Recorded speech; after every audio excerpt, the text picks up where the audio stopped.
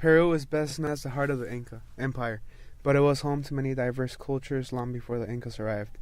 For the next 1500 years, Peruvian civilizations developed into a number of organized cultures, including the Chavan and the Sechan.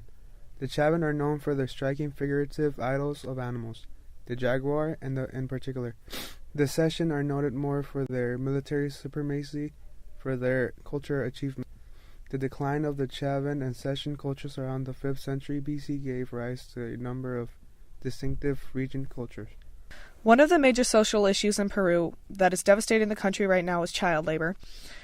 The child labor rate is constantly increasing because of the school dropout rate. Currently, there is approximately 2.5 million children working. The effect of this in the long run is that when these children miss school, they get behind in education and eventually most drop out. This causes them to grow up in poverty, and their children grow up in poverty and also have to work. It becomes a cycle that will be very hard to fix.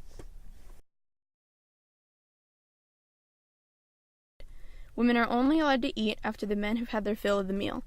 They are always lower than men.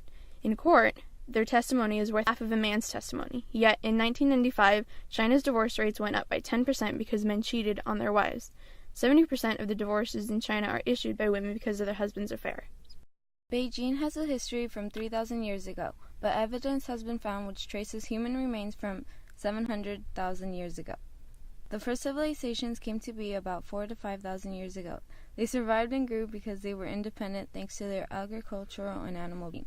Dynasties were later created. They are a period of time when a particular family ruled a certain area.